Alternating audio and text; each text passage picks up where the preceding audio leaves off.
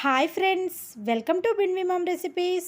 ఈరోజు మన ఛానల్లో టేస్టీగా 2 నిమిషాల్లో చిక్కుడుకాయ ఫ్రై ఎలా చేయాలో చూద్దాం. ముందుగా స్టవ్ పై ఒక గిన్నె పెట్టుకొని వాటర్ వేసుకొని కొద్దిగా ఉప్పు వేసుకొని వాటర్ని బాగా మరిగించుకోవాలి. వాటర్ ఈ విధంగా బాగా మరిగిన తర్వాత చిన్న ముక్కలుగా కట్ చేసుకున్న చిక్కుడుకాయలను వేసుకొని ఒక 10 నిమిషాలు ఉడికించుకోవాలి. ఈ విధంగా 10 నిమిషాలకి చిక్కుడుకాయలు సాఫ్ట్గా అవుతాయండి.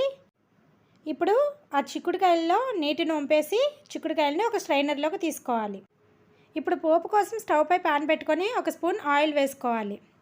మనం చిక్కుడుకాయలను ఆల్రెడీ బాయిల్ చేసుకున్నాం కాబట్టి ఇవి ఫ్రై అవ్వడానికి కూడా తక్కువగానే ఆయిల్ పడుతుంది.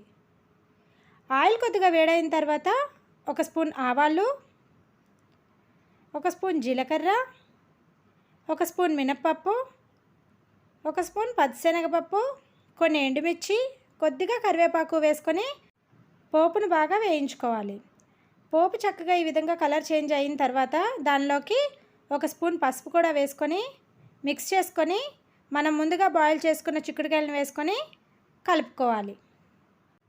ఇప్పుడు ఈ చిక్కుడుకాయలని ఒక 2 నిమిషాలు ఆయిల్లో మగ్గించుకోవాలి. 2 నిమిషాల తర్వాత దానిలోకి ఒక స్పూన్ కారము, ఒక స్పూన్ ధనియాల జీలకర్ర పొడి వేసుకొని మిక్స్ చేసుకొని మరొక నిమిషం పాటు మగ్గించుకోవాలి. మనం ఈ చిక్కుడుకాయలు బాయిల్ అయినప్పుడే సాల్ట్ వేసుకున్నాం కాబట్టి ఒకవేళ సాల్ట్ సరిపోకపోతే కొద్దిగా సాల్ట్ కూడా యాడ్ చేసుకోండి. ఫైనల్గా కొంచెం కొత్తిమీర వేసుకొని స్టవ్ ఆఫ్ చేసుకోవడమే. అంతే అండి, సింపుల్గా టేస్టీగా చేసుకునే చిక్కుడుకాయ ఫ్రై రెడీ. ఇలాంటి మరెన్నో రెసిపీస్ కోసం please subscribe our channel. Thank you for watching.